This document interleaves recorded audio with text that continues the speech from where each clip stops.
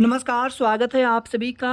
UP में 9,368 पदों पर कृषि सखियों की नई भर्ती होगी और इसी के साथ में महिला कंडक्टर की भी भर्ती की जाएगी।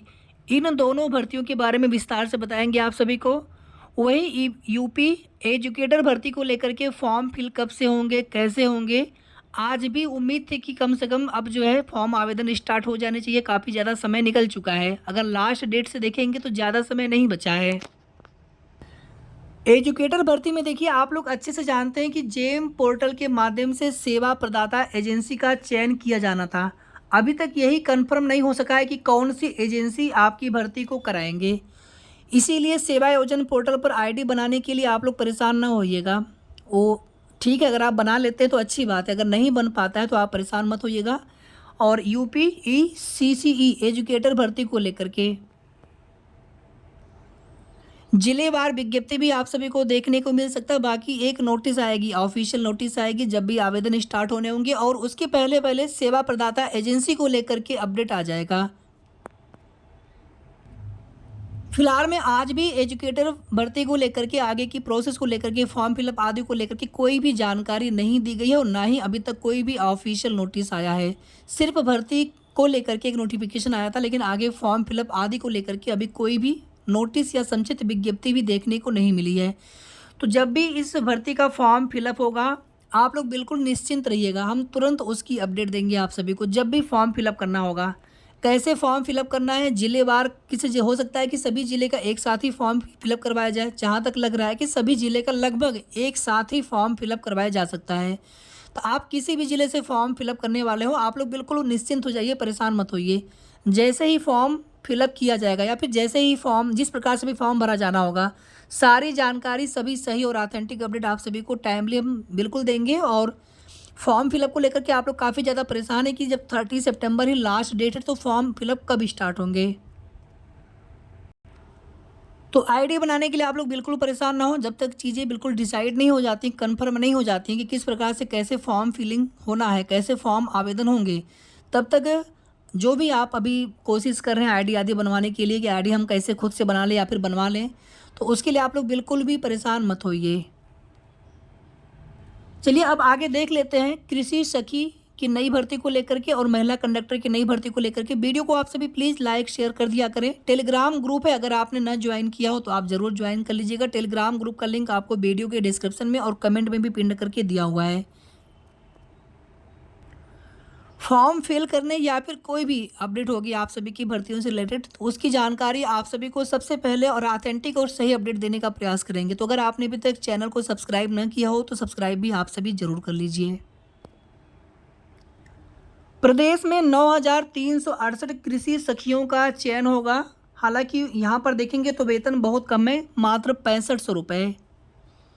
प्रदेश के 54 जिलों में 9,368 कृषि सखी नियुक्त होंगी, जो किसानों को प्राकृतिक खेती के गुर सिखाएंगी।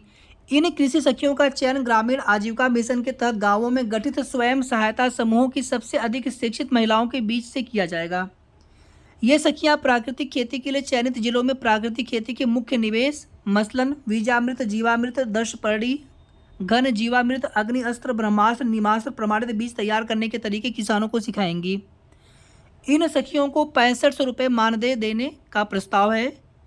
ग्रामीण महिलाओं को आर्थिक रूप से सशक्त बनाने के साथ साथ राज्य में प्राकृतिक खेती का तेजी से विस्तार करने के लिए सरकार एक साथ इतनी बड़ी संख्या में कृषि सखियों का चयन करने जा रही है। चयन के बाद इन कृषि सखियों को प्राकृतिक खेती के माध्यम से फसलों के उत्पादन कराने का प्रशिक्षण दिया जाएगा। कृषि विशेषज्ञों द्वारा मिलने वाले प्रशिक्षण में ये प्रजातियों का चयन से लेकर उनकी बुवाई, फसल को संरक्षित करने, उनके पोषक तत्व प्रदान करने की मात्रा जानेंगी। इन सखियों को प्रशिक्षण के दौरान ग्रामीण महिलाओं को वित्तीय सहायता दिलाने की तकनीक भी बताई जाएगी और किसानों को मार्केट डिमांड के अनुसार फसलों का चयन करना भी बताया जाएगा। 2 सप्ताह के प्रशिक्षण के बाद ये सखियां किसानों को प्राकृतिक खेती के लिए न सिर्फ प्रेरित करेंगी बल्कि उसकी तकनीक भी उन्हें सिखाएंगी। तो ये 54 जिले हैं जहां पर कृषि सखियों का चयन किया जाएगा, यानी कि सभी 75 और एक जिला अगर बढ़ जाएगा तो 76। तो सभी 76 जिलों के लिए भर्ती नहीं आएगी, बल्कि केवल सिर्फ 54 जिलों के लिए ही इस भर्ती का विज्ञापन जारी किया जाएगा। अब इसमें देखिए, जो सेल्फ हेल्प ग्रुप होते हैं, जिनको हम कहते हैं स्वयं सहायता समूह, तो आजीविका मिशन के तहत गाँवों में गठित SHG की सबसे अधिक शिक्षित महिलाओं के बीच से किया जाएगा। यानी यहाँ पर कोई भी योग्यता की बात नहीं की जा रही है। यानी कि जो भी सेल्फ हेल्प ग्रुप महिला में जो भी महिलाएं होंगी, उनमें जो सबसे अधिक शिक्षित होंगी, हो सकता है वो 5वीं पास हो, 8वीं पास हो सकता है, स्नातक हो, 12वीं पास हो, कोई अन्य कोर्स किया हो, तो वहीं से देखा जाएगा। तो मिनिमम एलिजिबिलिटी वहीं से देखी जाएगी। इसमें ऐसा भी कुछ नहीं लिखा है कि मेरिट आदि को लेकर के या फिर कोई एजेंसी, ऐसा कुछ भी यहाँ पर नहीं दिया गया। यानी कि ये भर्ती डायरेक्टली इसी प्रकार से होनी है। एक भर्ती यहाँ पर देखिए और होनी आनी है, एक वैकेंसी और होनी है, भर्ती होनी। परिवहन निगम सीधे अनुबंध पर रखेगा महिला कंडक्टर। इंटरमीडिएट के अंकों के आधार पर तैयार होगी मेरिट लिस्ट। उत्तर प्रदेश राज्य सड़क परिवहन निगम महिला सशक्तिकरण की दिशा में बड़ा कदम उठाने जा रहा है। इसके तहत निगम अपने स्तर से सीधे महिला कंडक्टरों को अनुबंध पर रखेगा। संबंधित प्रस्ताव शीघ्र ही कैबिनेट के सामने रखा जाएगा। तभी ये प्रस्ताव जाएगा, उसके बाद प्रस्ताव पर कैबिनेट से मंजूरी मिलने के बाद फिर आगे भर्ती की जाएगी।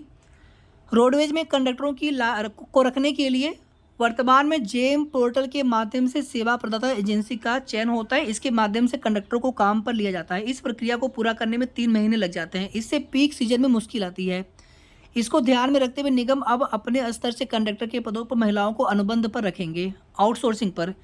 इसमें ग्रामीण आजीविका मिशन, कौशल विकास मिशन, NCC, NSS व स्काउट एंड गाइड से प्रमाण पत्र प्राप्त महिलाओं को अवसर मिलेगा। 12वीं के अंक के आधार पर मेरिट लिस्ट तैयार की जाएगी। यानी कि जब ज़्यादा आवेदन होंगे तो फिर उसमें इन लोगों को प्रेफरेंस दिया जाएगा मेरिट लिस्ट में। साथ ही साथ 12वीं के जो भी मार्क्स होंगे तो उनके आधार पर भी मेरिट देखी जाएगी। ये दोनों ही भर्तियां परमानेंट नहीं है। ये दोनों ही भर्तियां परमानेंट प्रकार का नहीं है। अगर ये भर्तियां परमानेंट होती तो ज़्यादा अच्छा होता है। और वही हाल एजुकेटर वैकेंसी में भी है। ये वैकेंसी भी परमानेंट वैकेंसी नहीं है बल्कि आउटसोर्सिंग की भर्ती है, संविदा पर भर्ती है।